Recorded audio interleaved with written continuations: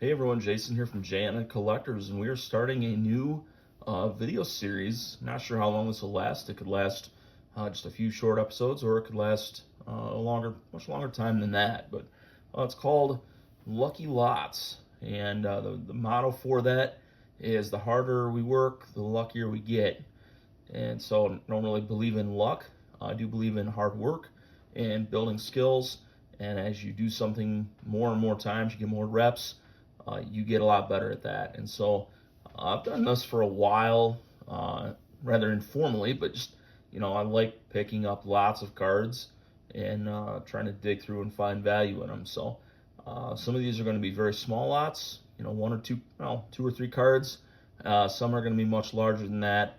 And, the first few examples, I don't have all of them in yet. They've not all arrived, but I did get my first lot in today that we're going to preview. So here it is, Lucky Lots number 1. And this is just a 2-card lot from eBay purchase. And you can see the tracking number right there, ends in 1355. This is a 2-card lot. Seems packaged very well. So we'll just kind of push everything down so we can cut across the top there. There we go. And the seller included a couple, I don't remember what these pieces are called exactly, but they're very nice for securing cards, keeping them safe, keeping them from bending, things of that nature. So greatly appreciate that. And okay, we're almost there. And so the 2 cards in this lot, these are 2 Leaf Vivid dual autos. So what we're going to do is we'll talk about the pros and cons of these cards, talk about the value of these cards, and then we can probably disclose purchase price as well at some point in the video. But the first one here is Colorful Combos, Kevin McGonigal and Bryce Rainier.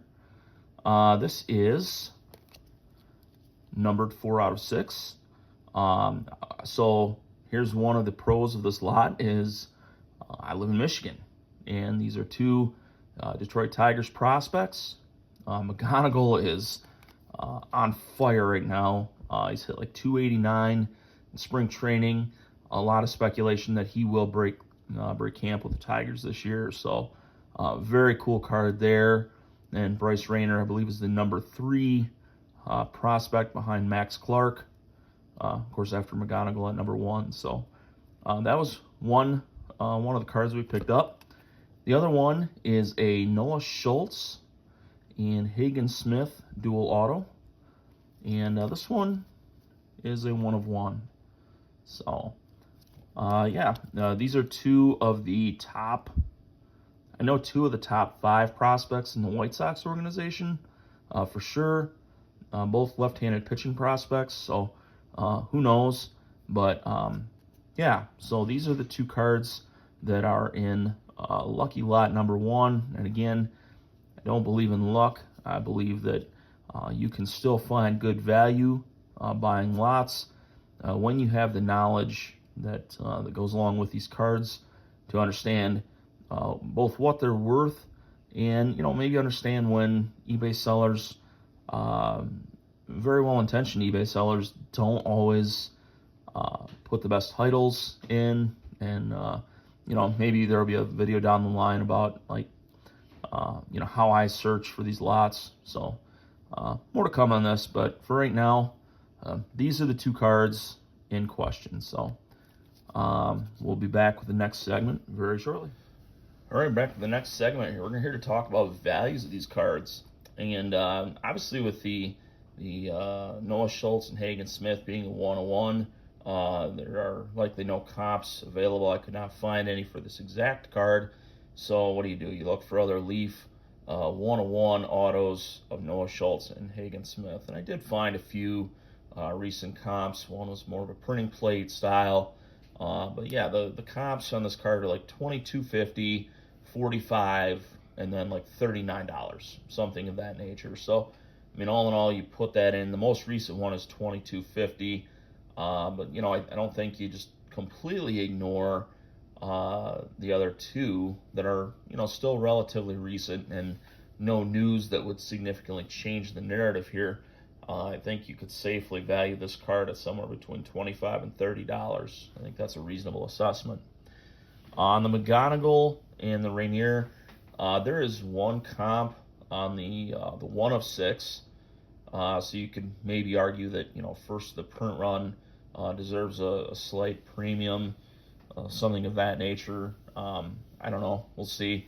But there's a comp this year in 2026 for $100. Now there are some older comps on these cards, but again, what is the story on these players? Well, the story is McGonagall has had an amazing spring training and is likely to break camp with the club. So I do tend to place more reliance on the more recent comp of this card for that reason. I mean, obviously it's to my advantage to do that as well. So I don't want to, you know, discredit that or make it sound like I'm just you know, not trying to maximize my return on it. Of course I am, but you know, so I think this card is you know, $100 value.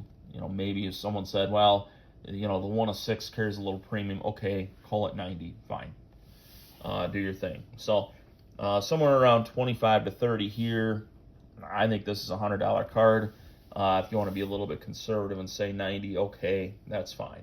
So combined, you know, you're talking somewhere in between $115 and, you know, if you really want to go crazy, $130. I think that's the range of outcomes for these two cards. So, you know, the disadvantages, you know, sometimes with like repackers that you sell to at shows, they're not interested in unlicensed products. So, you know, they want the tops, they want the panini, they want stuff with logos, stuff that is, I guess more legitimate in their minds. Although I do believe that these autographs are perfectly legitimate, but you know, that might be the one potential downfall here. But most repackers will pay in that 80% range. So, you know, let's just call it $120 just to put it kind of right in that ballpark there.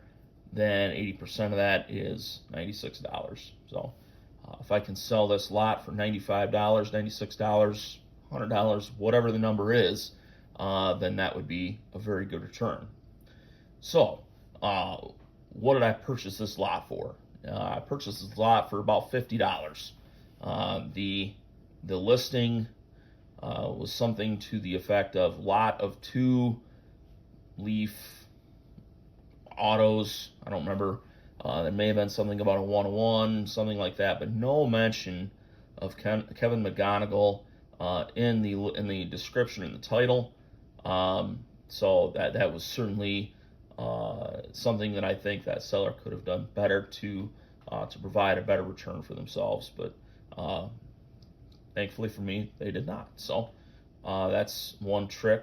Though is, you know, looking for descriptions that maybe leave out a lot of value, and this is certainly a case where that happened.